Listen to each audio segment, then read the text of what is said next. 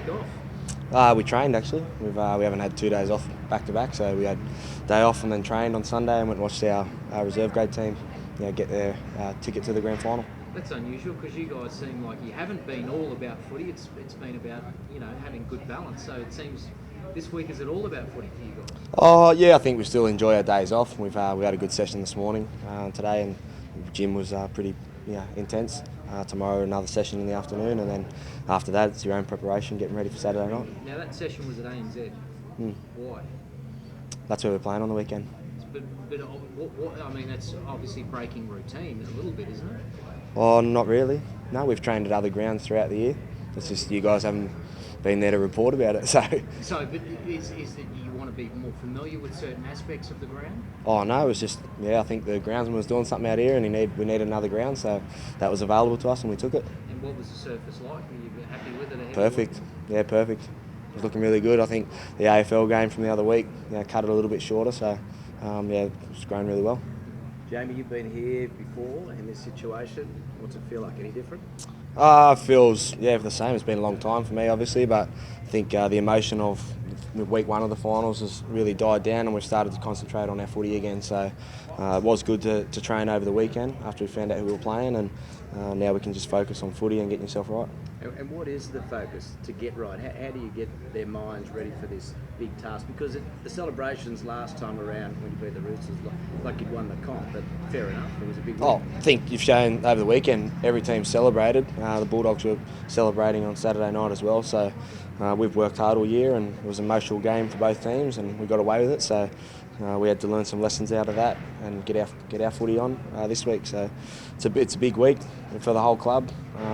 We don't want to just go out the back door now. We want to go on with the job. The biggest thing for you guys, everyone keeps talking about the Panthers just haven't gone away. They've expected you to drop away, but is it consistency? Is that your biggest weapon, having gone through 2014 and arriving at this point? Yeah, I think we've most weeks we've had 17 guys that turn up and do a job, and then we've gotten the results we deserve. So we're not happy at the moment by no means, but in saying that, we understand how big the task is on Saturday night. So consistency is a big key throughout the year, and completion and all that final stuff is going to count on Saturday.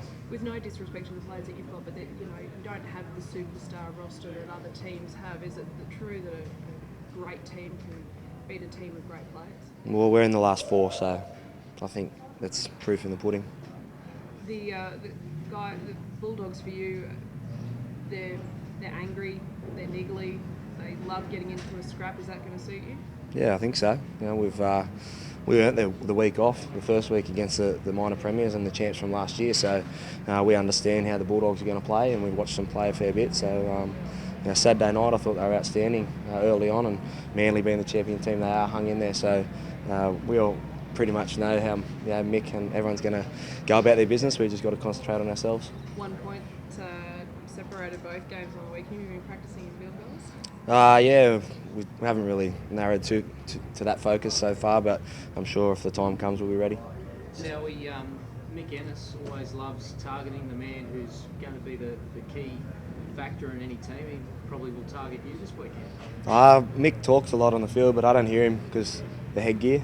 So Madison have put anti ones when we play the Bulldogs. So Mick's a fantastic competitor, and obviously he's good at what he does on the field.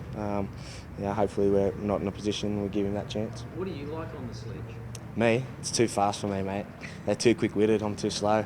I usually think about it about 3 or 4 sets after it's happened, so by then it's already gone. So if you feel the tap on the headgear from Ennis, you're not going to engage? How are you going to block all that out? Oh, I'd probably be pretty honoured. He's tapped the Australian captain on the head, so be put up there with Cameron Smith. That'd be nice. But that's just Mick. I've played against him for a few years now, so I understand what he's like, and we're similar in a way. We do anything we can to win, and he's just helping his team as best he can. Are you someone who can be rattled mentally? Me? In a game? No. Bring it on. What do you want me to say? Yes. No, I've been around, mate. I've heard this legend for a long time now, and you got to. People got to remember I played inside Wendell Saylor, and he's one of the best at it. So he's prepped me probably those 2 years he was at the Dragons. He prepped me for all the stuff I was going to hear for the rest of my career, and some of it's funny, some of it's not. That's just the way footy is. How excited are you, Jamie, to be where you are right now?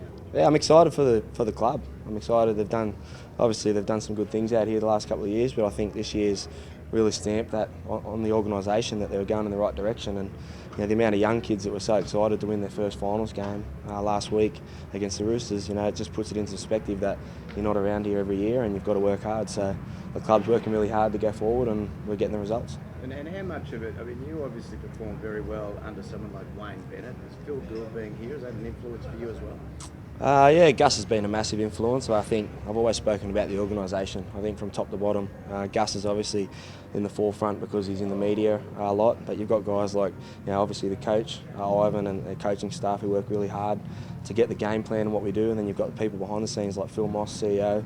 From top to bottom, the whole organisation's going forward, and that just allows the footy players to be footy players.